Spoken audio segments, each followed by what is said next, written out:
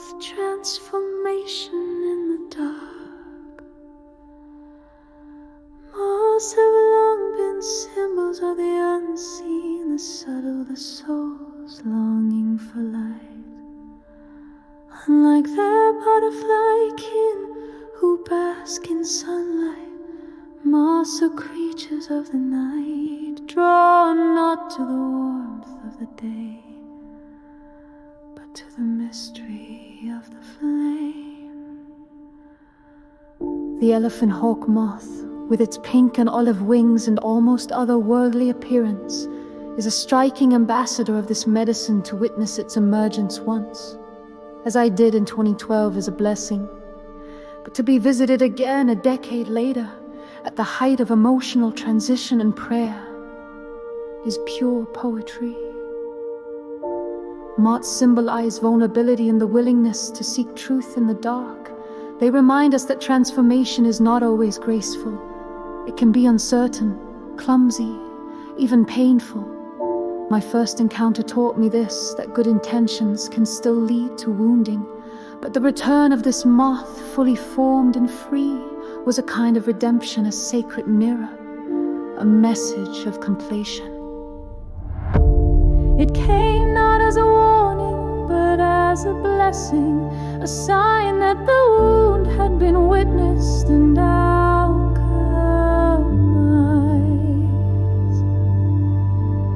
2.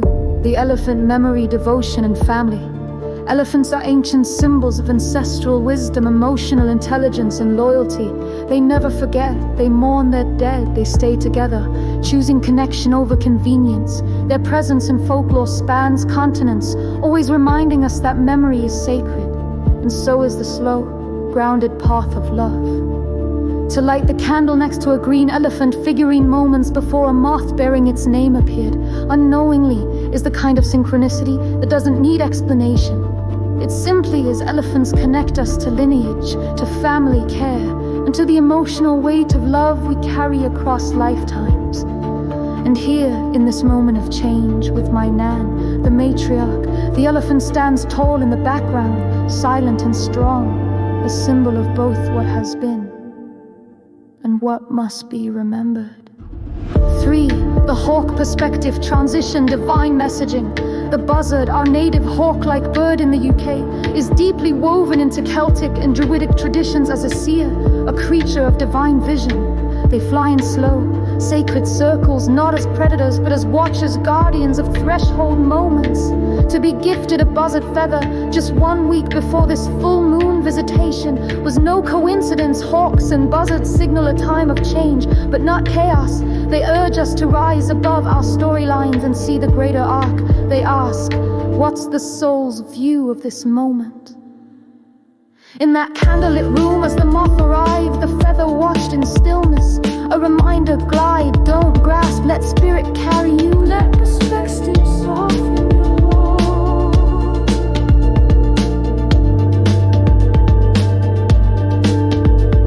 4. The color pink, heart expression and soft power. Pink is the color of tenderness, affection, and unconditional love. It is innocence reclaimed, the bridge between the inner child and the mature heart. It is soft but not weak.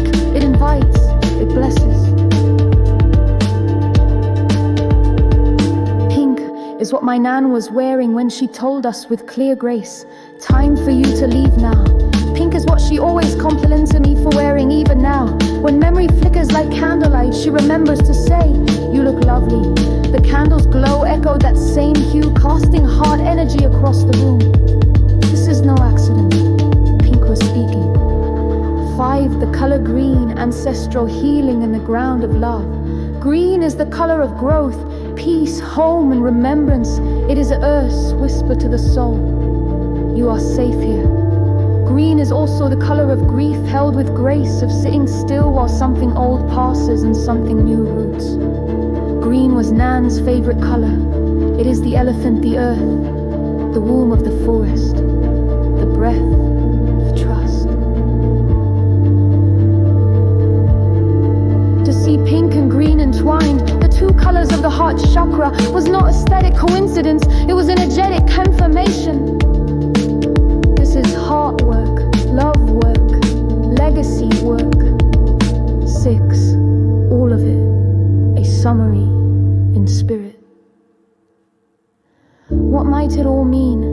does it mean when life sends symbols wrapped in light and wing? When candle flames, feathers, moths, elephants, colors, memories, and moons all appear within the same breath of time? Perhaps it means this: that we are all being witnessed, that love echoes in ways we don't always understand, but always feel that the universe speaks in quiet alignments, not to prove, but to affirm.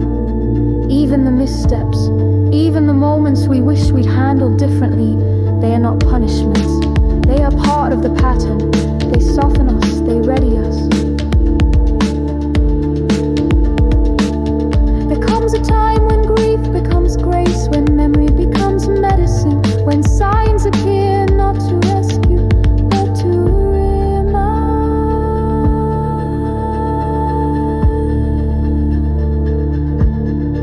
This is not an ending. This is a continuation, through color, through symbol, through soul. And perhaps the greatest message is this: we are not alone in our transitions. Something ancient, tender, and wise walks beside us, always. May you recognize the signs when they come, in flickers of light, in creatures that visit, in colors that stir something deep in your chest.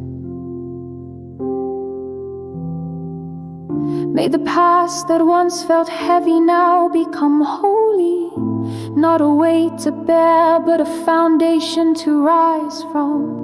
May the pinks remind you to love, gently, tenderly, without condition. May the greens remind you to stay rooted in your truth, grounded in your grace.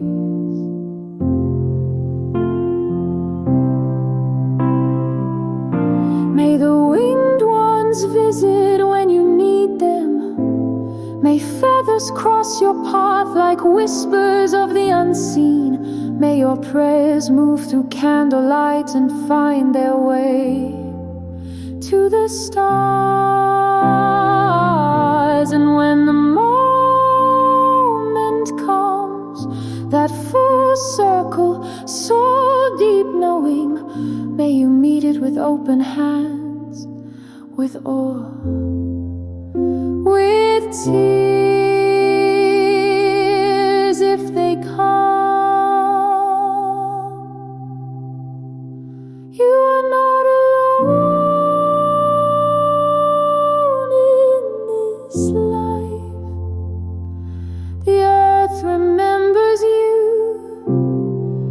The spirit within you rises. And